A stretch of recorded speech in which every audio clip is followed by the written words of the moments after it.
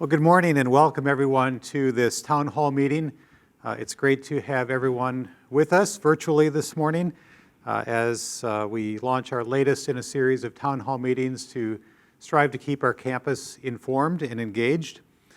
This town hall meeting has been scheduled purposefully the day after the Board of Governors meeting so we can provide you with some of the latest updates that were shared with the board yesterday. So today's agenda, I will provide some campus updates to begin with. We'll then hear from Dr. Shelley Hewitt, who is our Dean of Admissions. She'll talk a bit more about the Global Leaders Program and our efforts to recruit students. Then we'll hear from Vice President Rob Youst, who will talk about the budget, the trail project, telework policy, and some of our campus holiday plans. And then Dr. Carson, Paula Carson, our provost, will update us on a new academic program that was approved by the Board of Governors yesterday.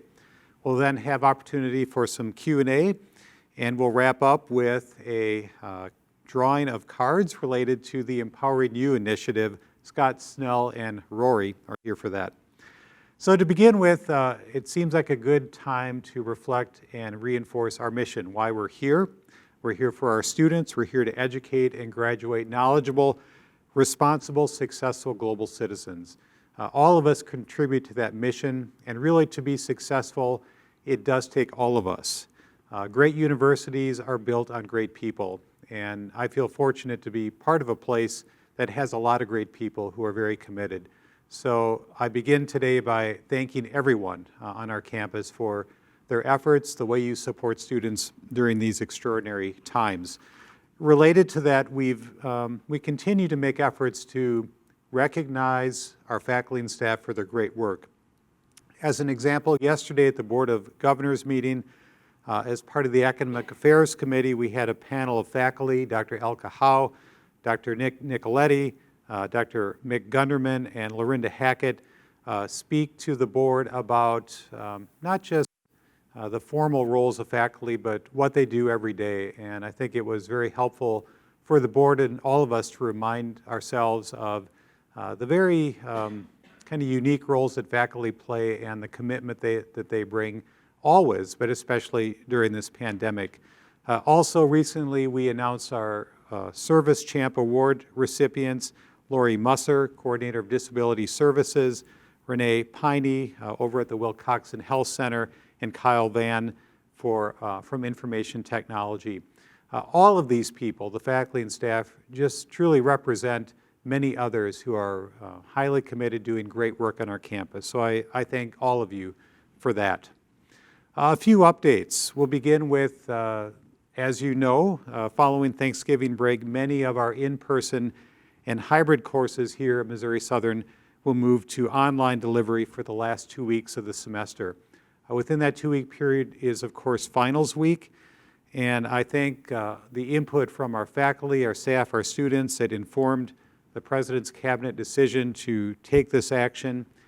Special thanks really to the Student Senate who provided a student voice that was presented to the PC in a very thoughtful way. I continue to be impressed with our students and their leadership and their wisdom and thoughtfulness. It's important to note that after Thanksgiving, the number of students on our campus will be reduced, but we will still have a significant number of students on campus. Our residence halls will remain open. We will continue to provide some in-person academic and support services for our students.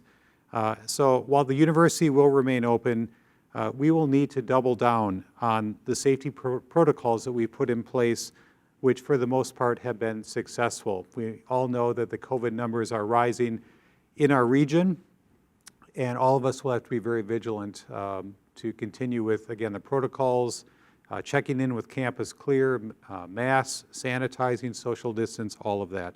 So I encourage all of us to double down on that. The beginning of the spring semester is about 2 months away, and I think all of us would like to know exactly what that will look like and what the world will look like, especially in our region at that time. Of course, we don't know. At this point, it is our hope, our plan to proceed in a way that we did this fall semester, starting with a mix of course deliveries and with safety protocols in place. But we'll continue to assess that situation and communicate and communicate as early as we can with respect to the spring semester. I do think it's important, even as we transition many of our courses to online, to recognize, if not even celebrate, the success that we've had this fall semester. Thanks to many people's efforts, we were able to provide a number of courses, face-to-face instruction, and an engaging experience for our students. So I think overall, everyone has done a great job, and we should celebrate and recognize that success. I know at the Board of Governors meeting yesterday, the board recognized that success as well, and they're grateful for that. So I want to also extend my personal thanks to the COVID-19 task force, who's worked very, very hard to try to keep us safe, to try to help us make informed decisions, and including Julie Stamps, of course, of the Wilcoxon Health Center, who has played an important leadership role.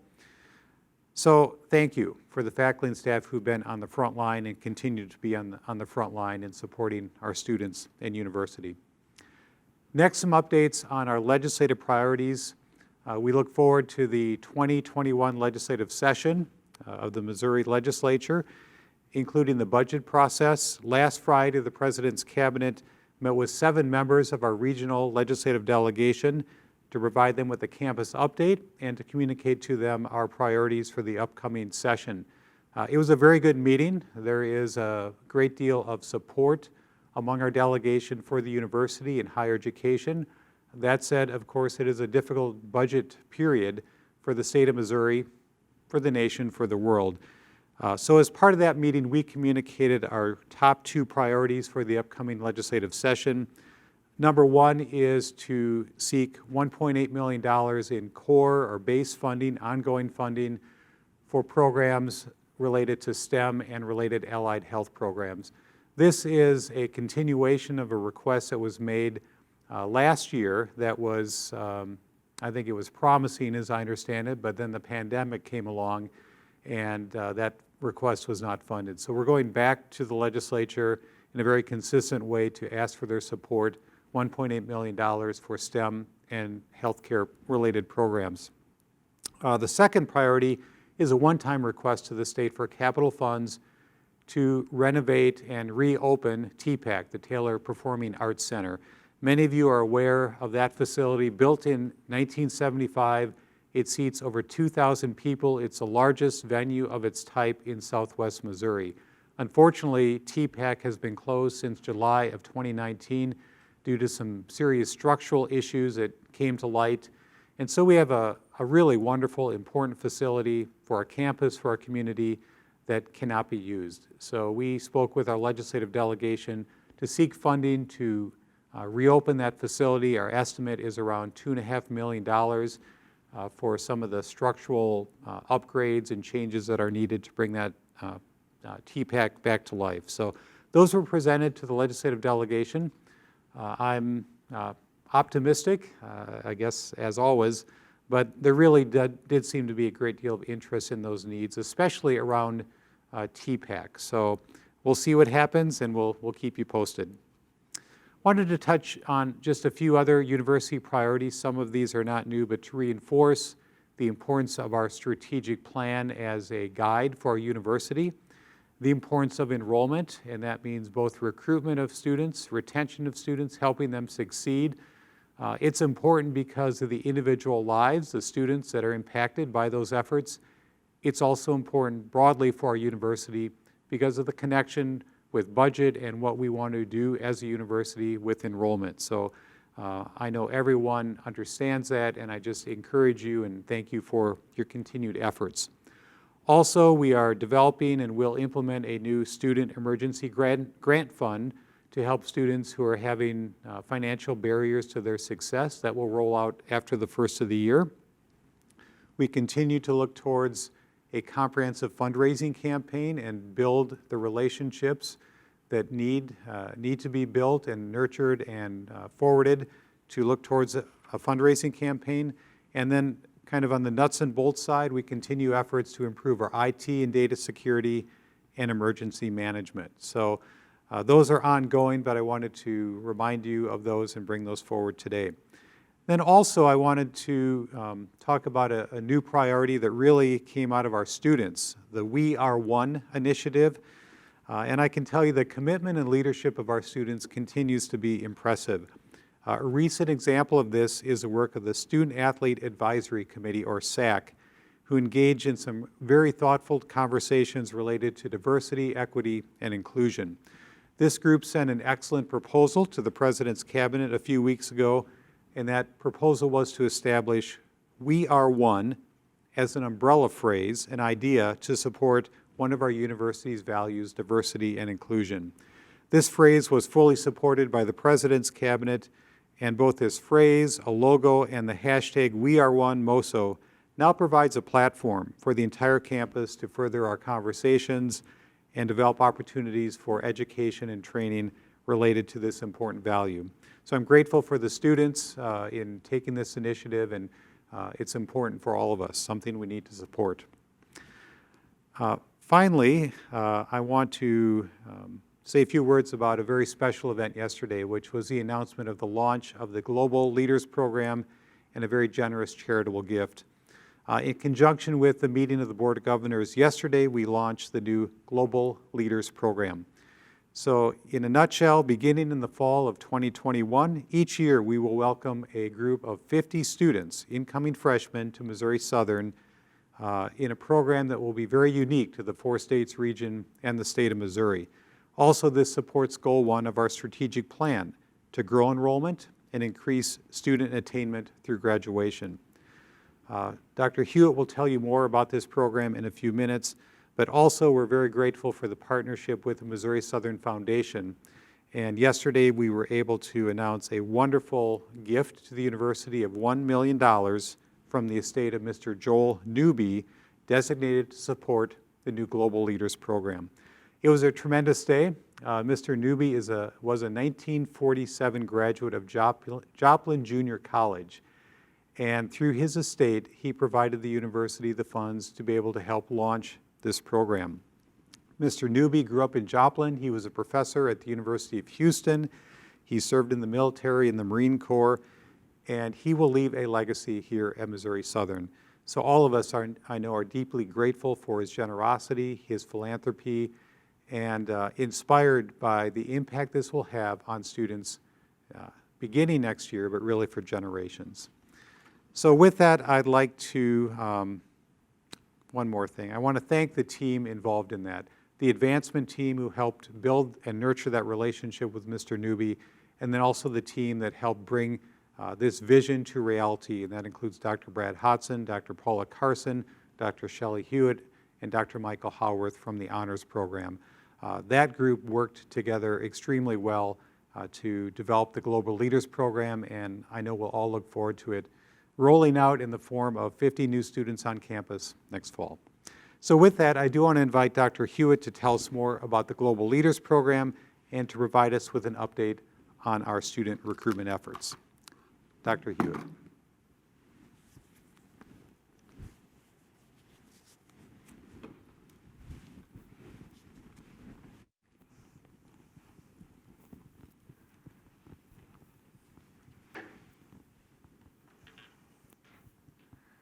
So good morning, Missouri Southern. I'm really excited to talk to you about the Global Leaders Program and to share, as Dr. Van Galen had mentioned, that this is a new program that we will be beginning in the fall of 21.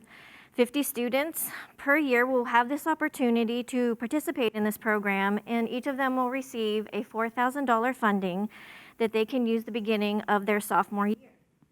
Applicants will be selected for this program from our premier tier of our MOSO Merit Scholarship. These individuals will be invited to apply to this program, and the application will consist of a short video of a leadership topic that will be selected by the advisory board of this committee.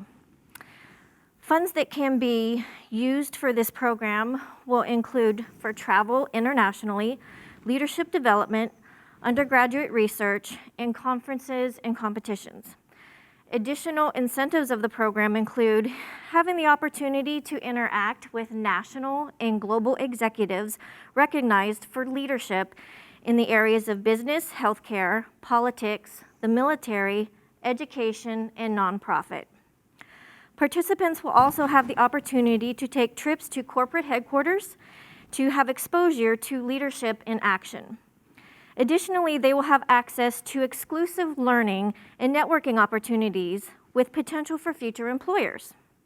They'll be able to register early for classes, live in a dedicated learning community housing, and enroll in honors courses as space is available. Participants that are in this program also will have to maintain a 3.0 GPA throughout their college career and complete at least 30 credit hours of academic credit per year. And they also are going to be expected to attend program activities and donor stewardship events. Students who complete this program will be recognized at commencement by wearing a custom stole. This is truly an exciting opportunity for students in the future, and I think this is going to be a great tool for our recruitment team to use to bring great students to Missouri Southern beginning fall of '21. I've also been asked to talk to you about some of the admissions and recruitment initiatives that were currently taking place. Understanding that recruitment is looking different this year, with the virtual recruitment becoming the norm due to restrictions for high school visits and college fairs. Recently, in the past several months, we're hosting on an average of 300 virtual events. A lot of time is going into all of the preparation for these events, and we are seeing a lot of students who are ready to connect with us. However, we're also learning that there are some concerns and some challenges that we are facing due to only being able to connect with students virtually. Prospective students and counselors are expressing a severe concern of virtual fatigue, and it is real. Virtual fatigue is something that everyone is dealing with.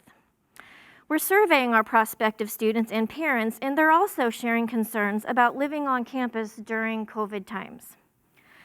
Students are recently facing challenges too, as they are not able to take the ACT test as times prior to COVID because there's a lack of testing sites available.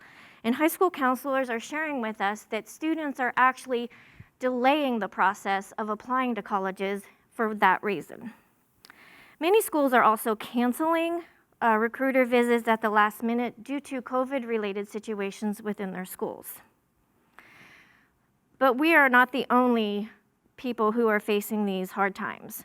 So we are among many schools across the state of Missouri who are facing these sorts of challenges.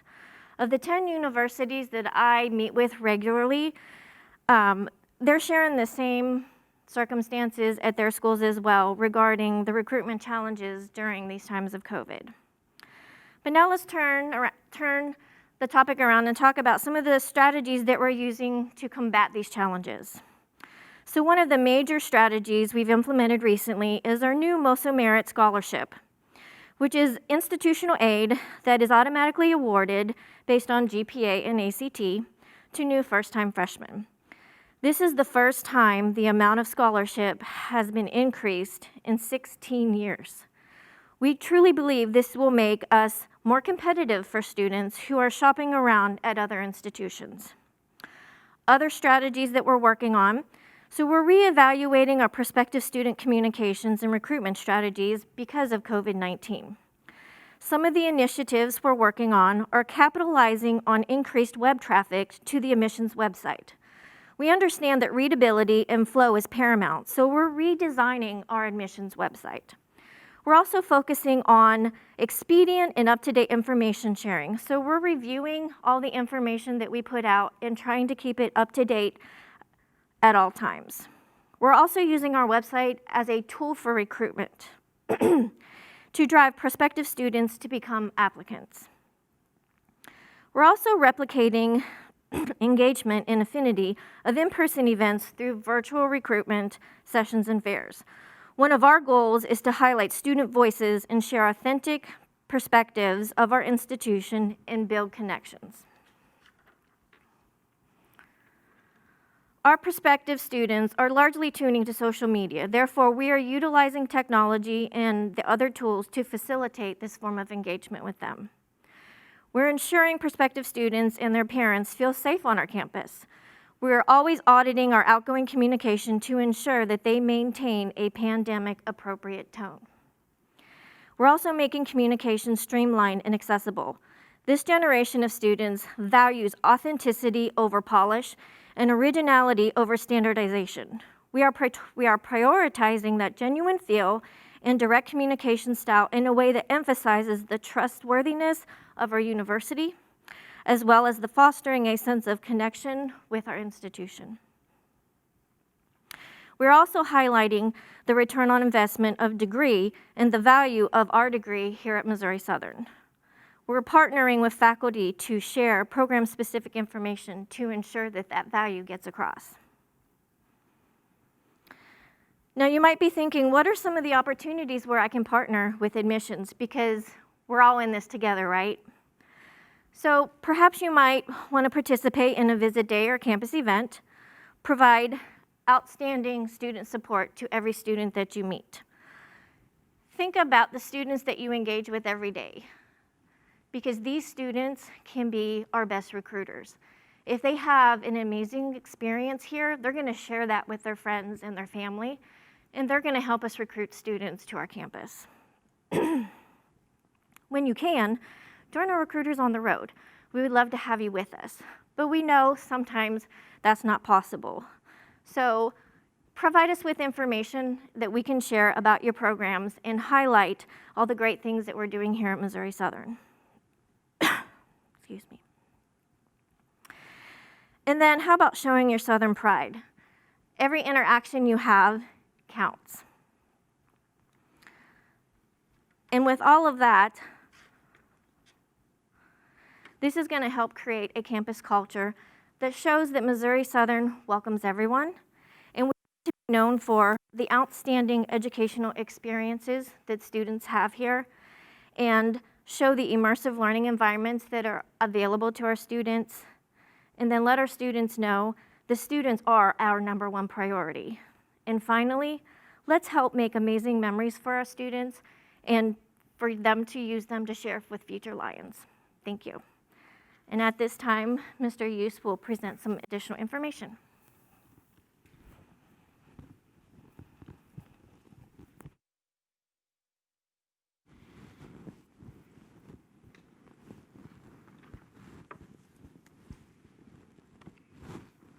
Thank you, Shelley. Everything that Shelley just mentioned is going to lead right into what I'm going to talk to you about with regards to the budget.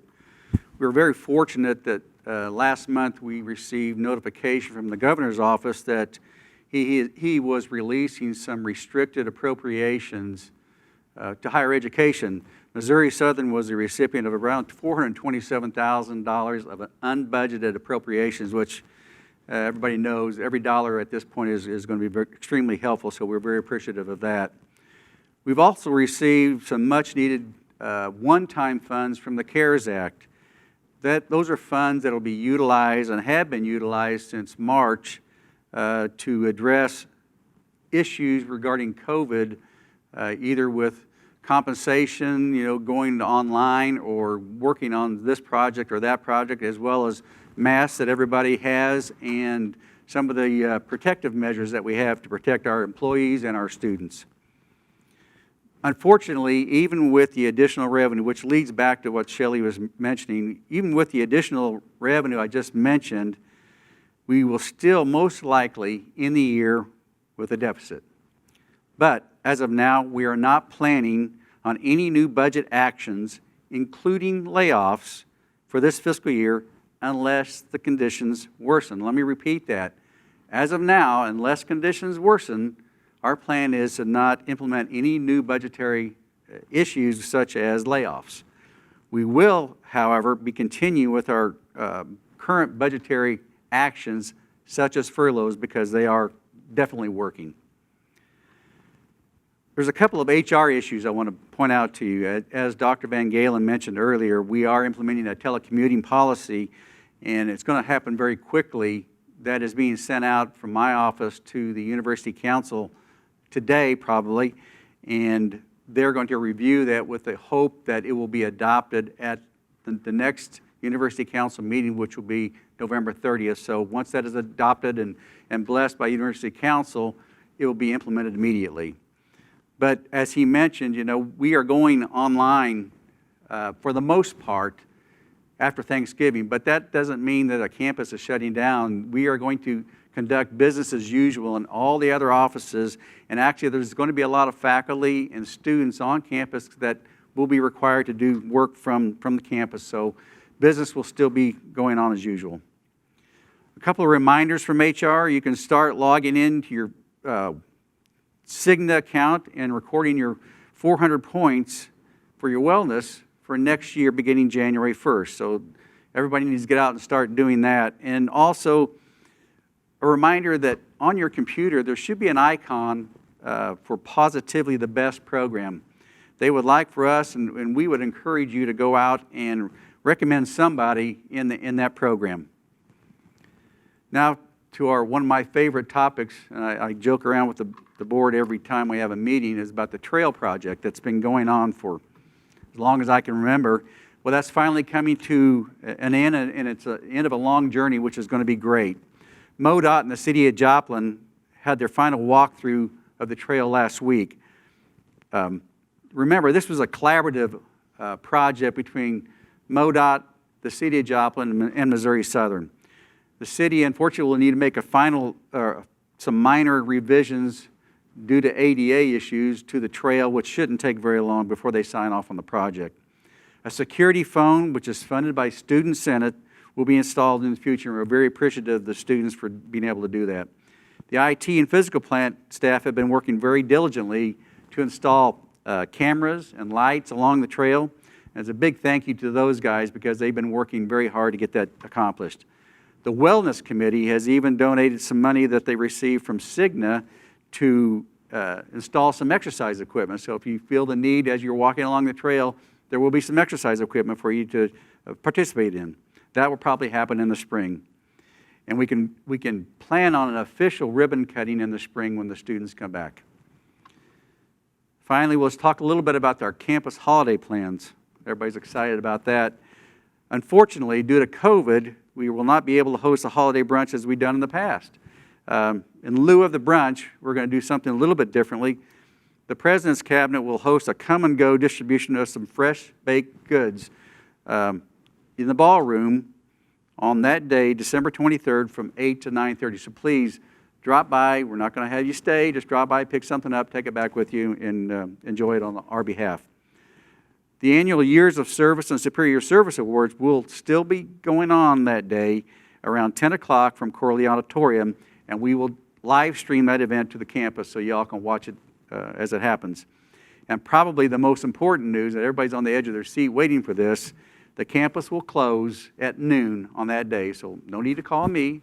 Call Dr. Van Galen. He'll be to answer your questions. So it is now my pleasure to invite Dr. Carson to the podium.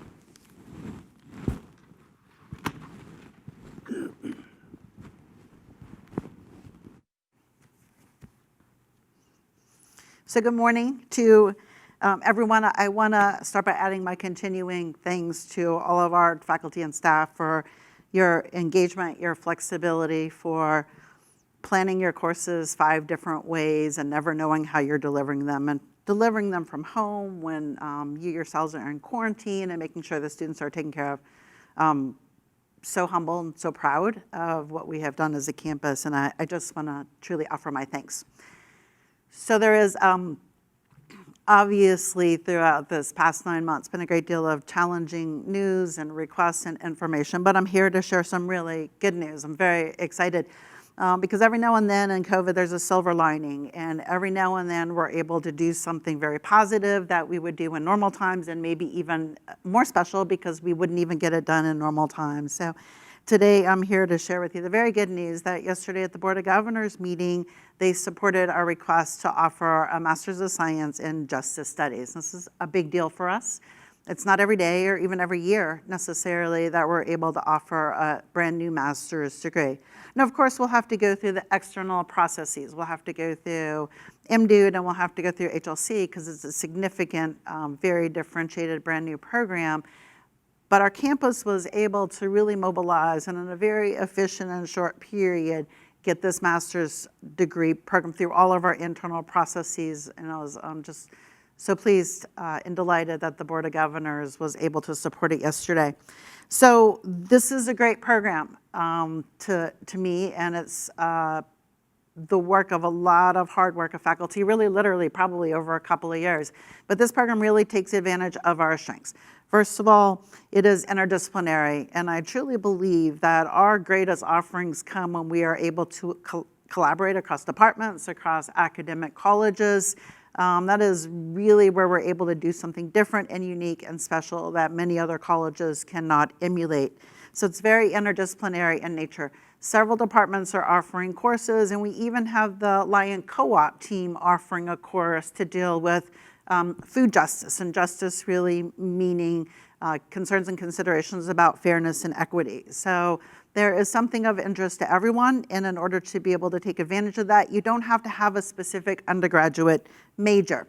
It is open and flexible, unlike many master's degrees where you have to have a baccalaureate degree in a specific area. So the team has mapped out areas, the undergraduate majors that they think are going to be very beneficial for this program.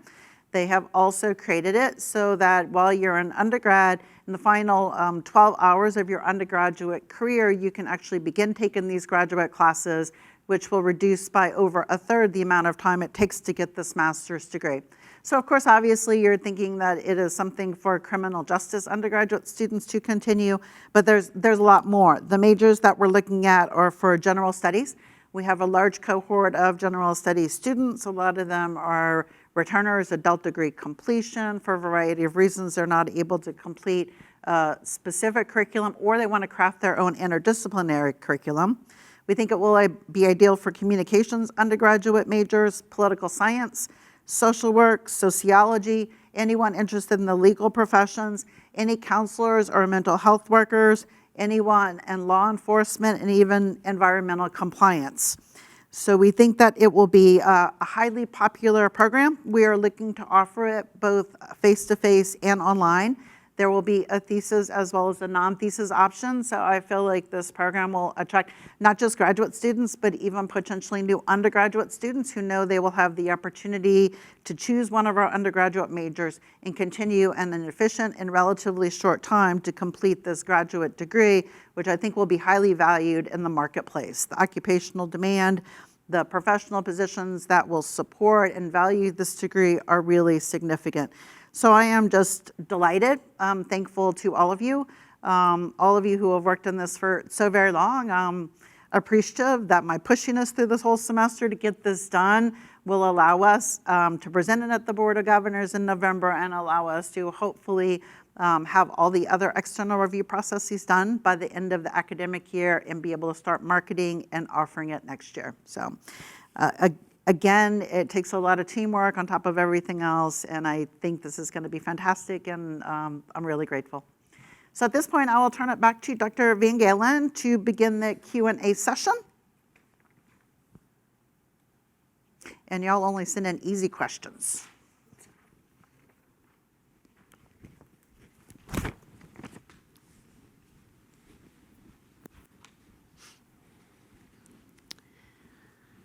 Thank you, Dr. Carson. Appreciate it. We will open the floor for questions, and I may try to address some, or I might ask others to come up. But part of the town hall is to open things up and give you the best answers we can on things that are on your mind. So I believe Heather Lesmeister has the computer and the microphone. So I do, and I think you guys, it seems like you've covered things very well because we don't have a lot of questions coming in yet. But as we know, as before, sometimes we say we have no questions and then everybody starts asking. So, Rob, there is one of the most important questions that have been asked so far. What kind of baked goods will be offered? Sticky buns. Great. Fantastic. Sticky buns, which I've only heard about, but apparently they are really important to this institution. So, the only other question that we have had come in, it relates back to the telework policy and just about fair and equitable? Will staff be allowed to be working from home after Thanksgiving break? I believe that we covered that a little bit in the address earlier, but would you like to elaborate on that a little bit?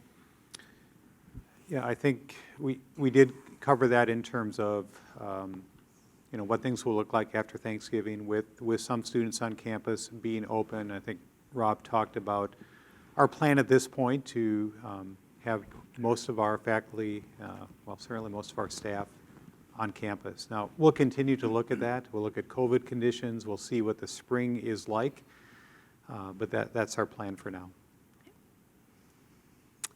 That's all the questions I have.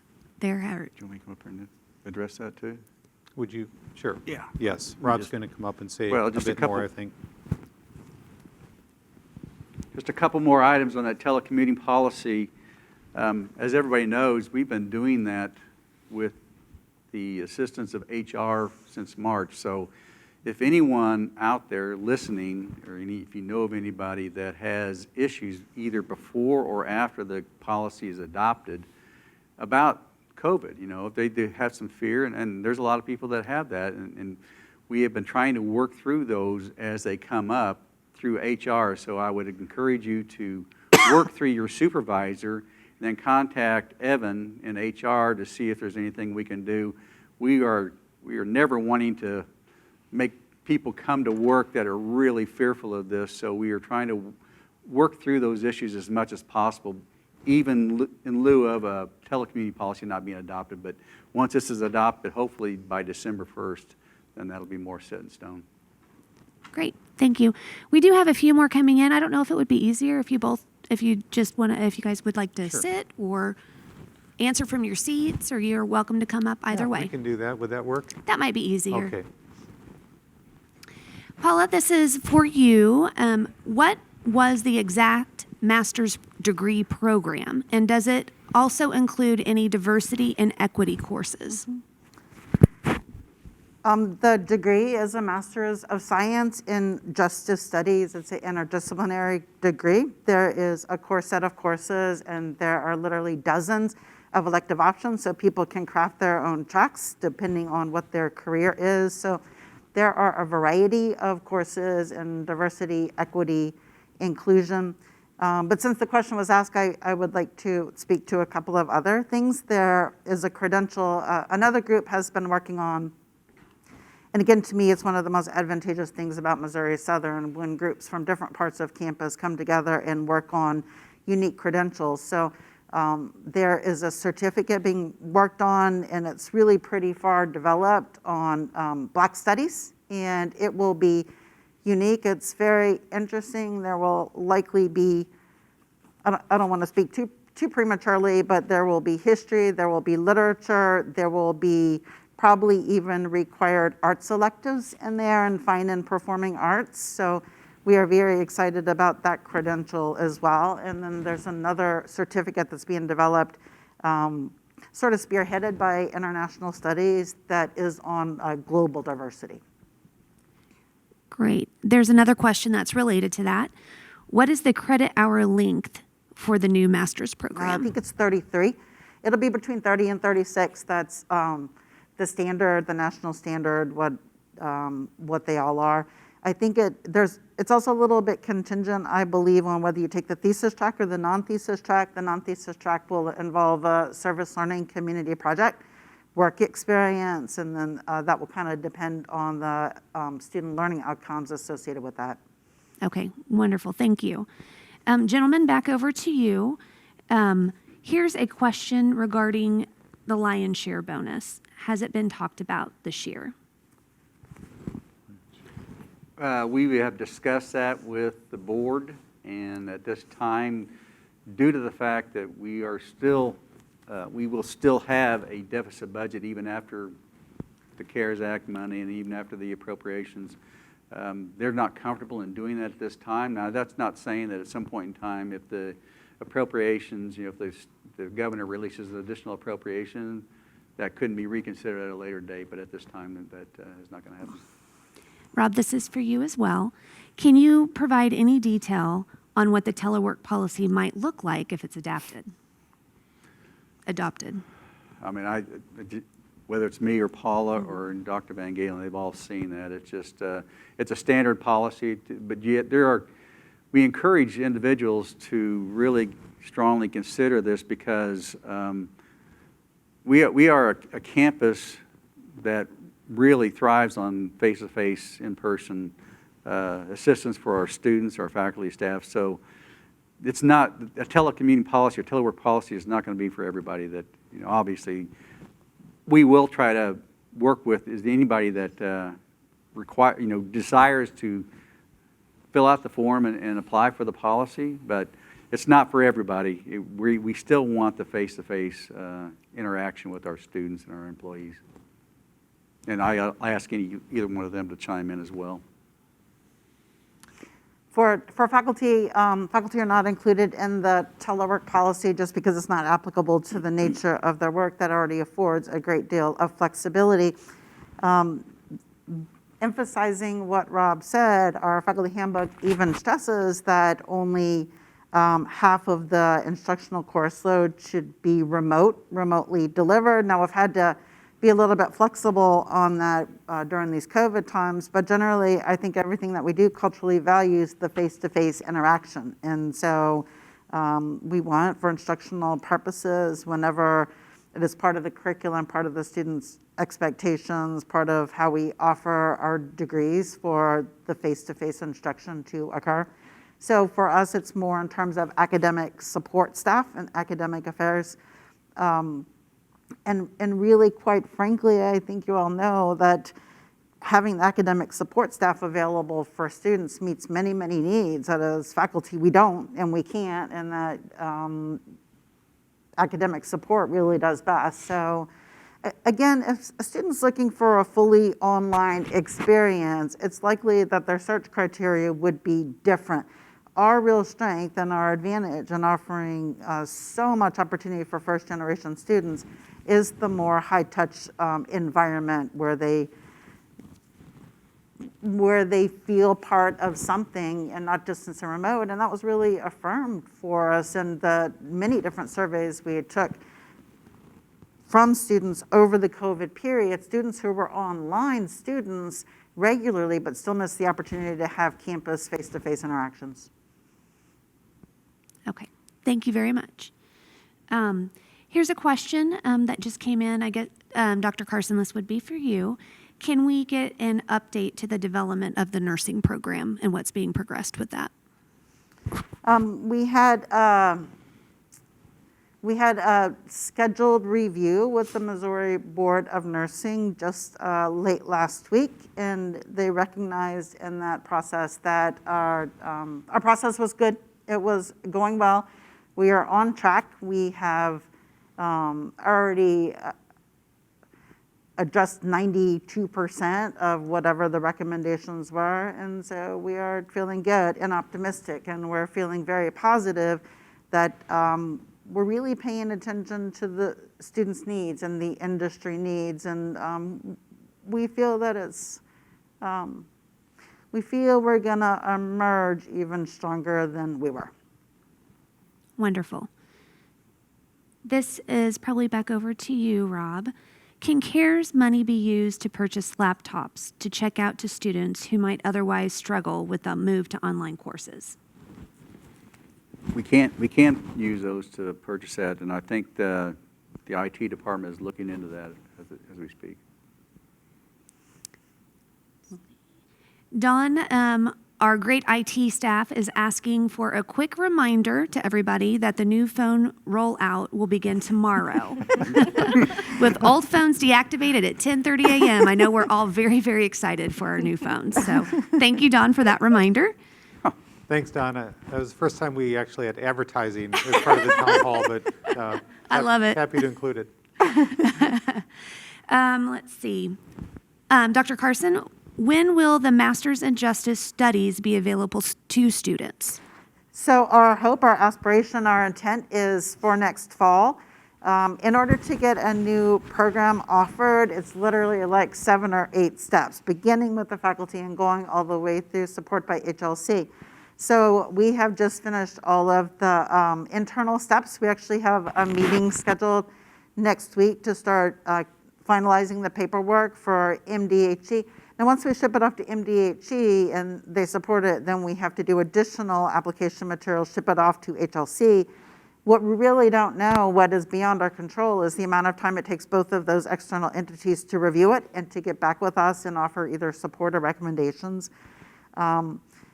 Typically, and again, I understand in COVID times, there is nothing really typical. No one knows what typical is anymore, but typically we would be able to have that accomplished by the end of May.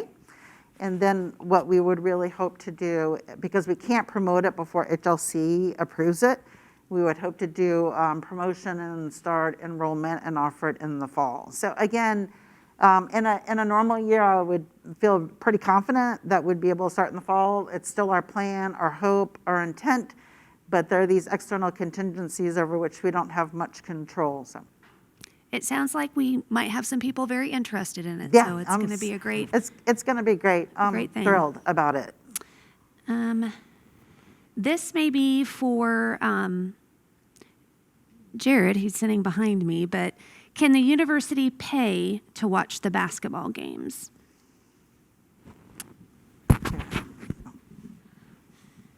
Hello. Can the university pay to watch the basketball games? Yes. The MIAA network is available. You can purchase for the entire season of basketball, or you can pay per game. Pay per game is $10. I think it's $125 for the season. And that will get you every game in the MIAA. So for more information on that, you could probably reach out to the athletics department and they can get you some particulars. They would be able to help you with that.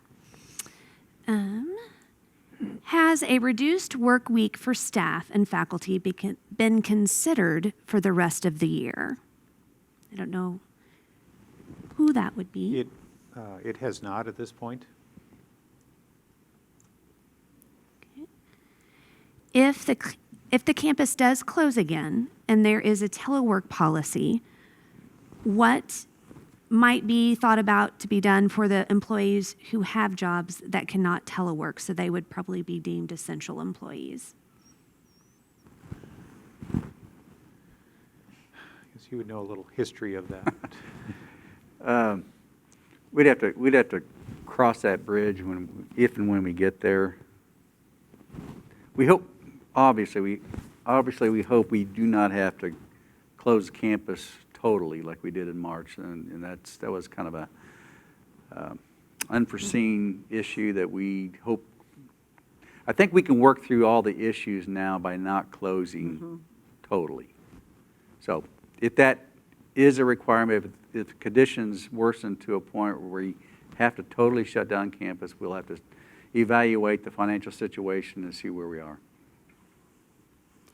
This question is partially for Dr. Hewitt and partially probably for Rob and for Darren, who is not with us today.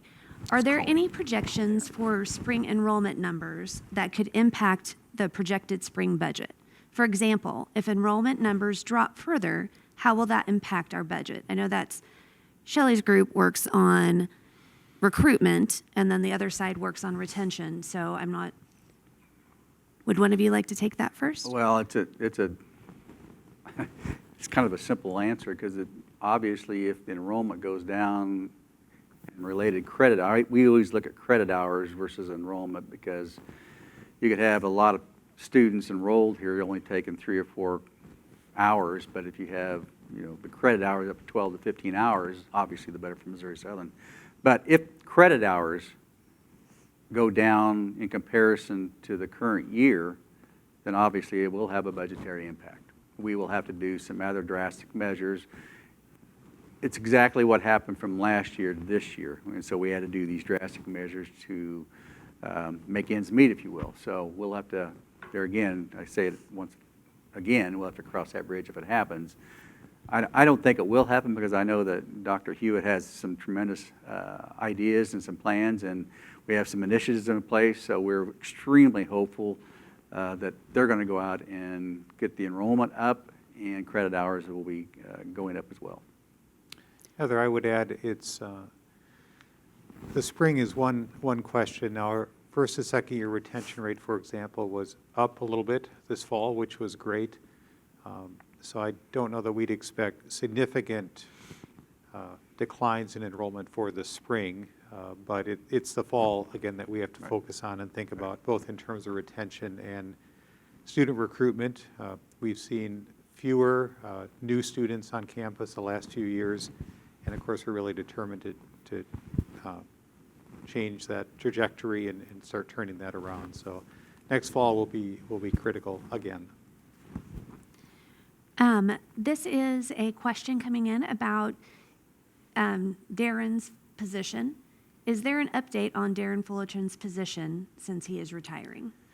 Yes, so I would refer everyone to the campus message that went out yesterday and the I think it was yesterday, Tuesday, A couple days ago. a couple days ago, regarding the hiring of Dr. Joseph Harbouk, which will serve as Chief Operating Officer, but will also provide leadership to the Division of Student Affairs. So that information is out there, so I'd refer folks to that. Okay. Thank you, gentlemen. I think, and ladies, that's about all of our questions that are coming in. So at this time, I think it's time for a little bit of fun. So Scott, if you don't mind coming up.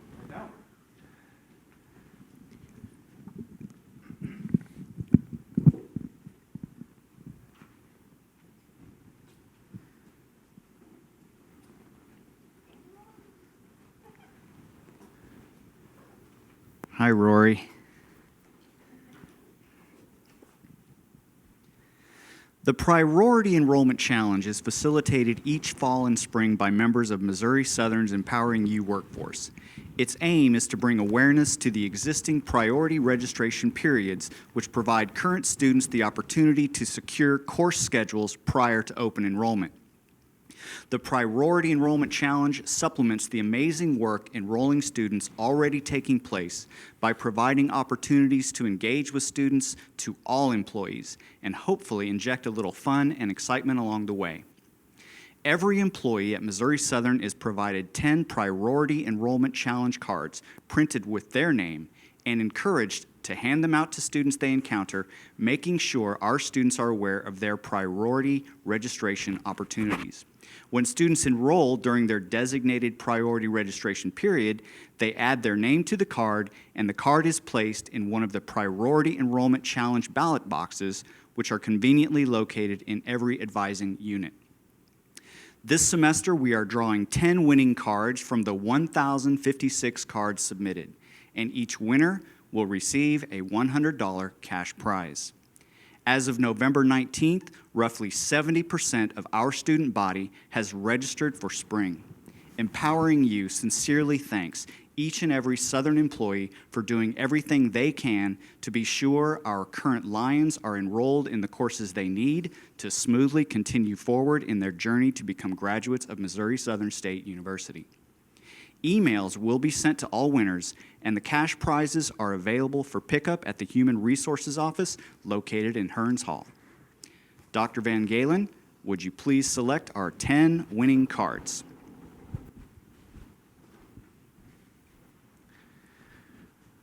All right. You have to say the name too. Thank you, Scott, and also thanks to everyone who participated in this really important effort to help our students, to help with enrollment, and thanks to Empowering You as well. Okay, 10 cards. I will do my best with the names, so here we go. Employee name is Nicole Schoof.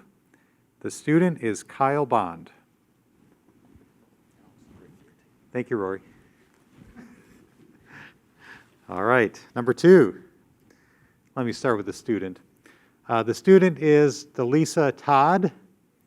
The employee is Kathleen Studebaker.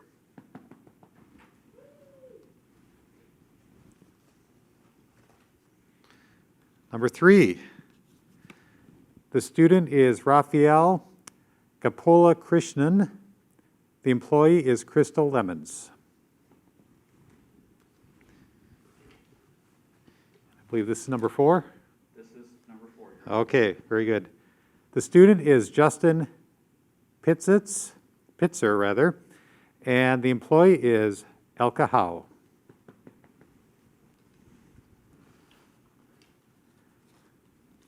Number 5, student is Selena Lewis. employee Thomas Schmidt.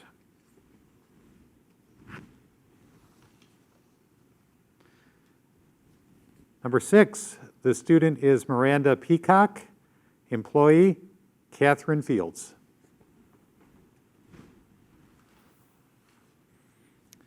Next, the student Tiffany Hudson, and the employee Elka Howe. Uh-oh. I think what we'll do is we'll keep the student and we'll draw another card to get another employee. Okay, shall I do this now with? Let's do that now. Okay. Work on this one. So here we're just looking at the employee, which is Linnell Gilbert Saunders. Great, I think that'll work fine. Thank you. Next, the student is Drew Thompson, employee Jennifer Stagel. Let me count. Do you know where we are? Oh no, I forgot. Must be about 7 or 8. 5, 6, 7, 8, 9 cards here, so we need 2 more. 2 more. Yep. Okay. The student is Keith Armstead, employee Sarah Holtzen. 1 more? 1 more. All right, here we go. A lot of drama. All right, the student is Emily Goodrich. The employee is Michelle Price.